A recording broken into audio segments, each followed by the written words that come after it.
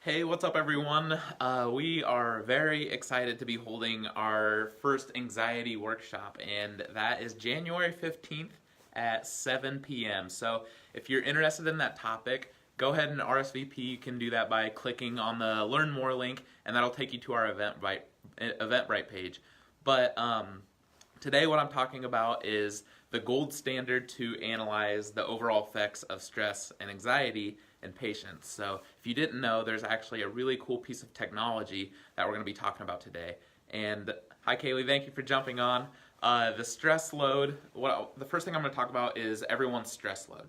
So, everyone has a different stress load. Everyone has physical stresses they've held on to.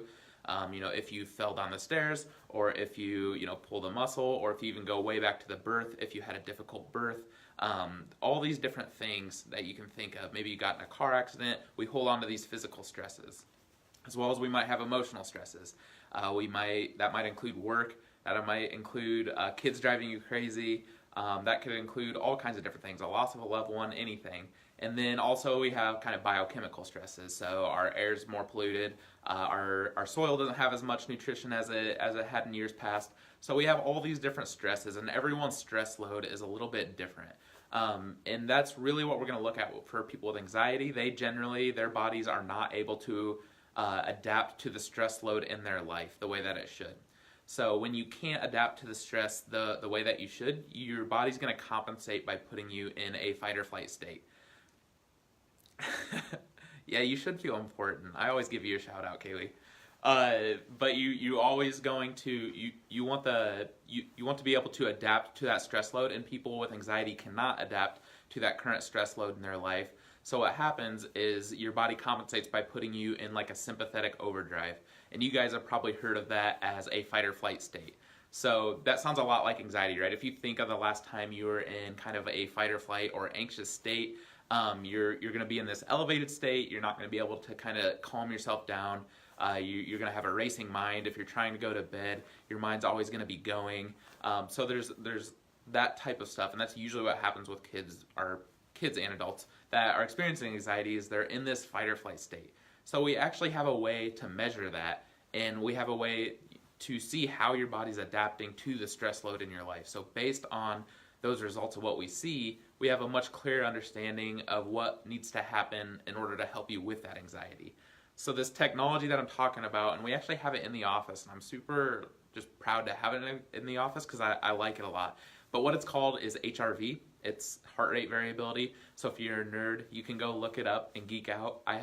It's awesome. But for the rest of you, it's essentially today's gold standard to analyze the overall effects of stress and anxiety in your body. So what it does is it looks at the beat-to-beat interval in your heart, and I kind of drew a really cool drawing. I'm really bad at art, but I'm going to show you this, so bear with me. I'm going to turn the camera around to show you my art. So here's what I'm talking about when I say beat-to-beat interval. So most people, and that's backwards, maybe back around. So if you see that, most people think of their beat to beat in their heart as it's going to be even, like that top one. It's going to be every second, exactly every second, but actually it's going to be more like this bottom one. And if you can see it, it says half a second, 1.5 seconds, 1 second, 1.5 seconds.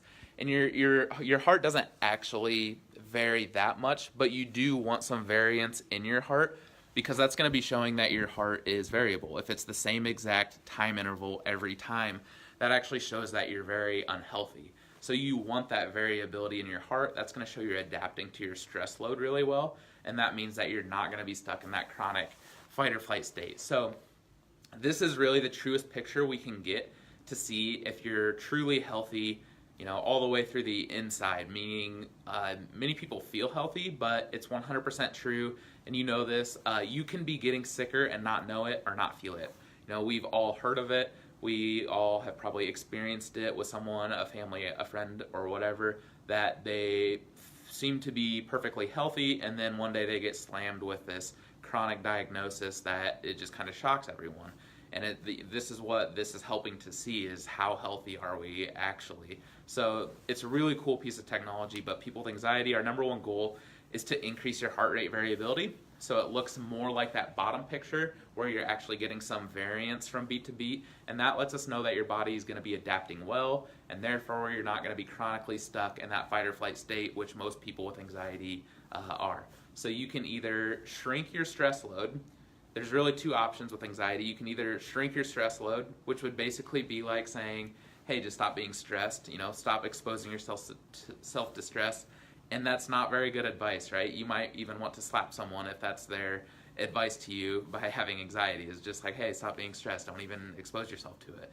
That doesn't work. So we'll help you with that as much as possible. But really what we want to do is make your body more adaptable to stress. So we want your body to be able to handle stress better and stay healthy so you can handle that current stress load that you have in your life that you're currently not able to adapt to. And that'll help you stay healthy for many years and calm your body and help rid yourself of that anxiety. So that's how we do help people with anxiety. That's how we measure it in our office. We measure it through that heart rate variability that I went through. So if you're interested in more topics like this is just one little subtopic that we'll be talking about. A couple days ago, I talked about holding on to retained primitive reflexes and how that can contribute to anxiety. And I'll be coming out with another one a couple days later. So if you're interested in this type of stuff, please RSVP for that workshop. If you know of someone that might be able to benefit, let them know. But otherwise, that's about all I have for you today. I hope to see you. I think my next one is going to be, I don't even know what day it is. Is it Thursday? My next one is probably going to be on Saturday. And so if you see me on Saturday, jump on live, say hi. I'll give you a shout out like Kaylee. But until then, I'll see you guys the next time I get on Facebook Live.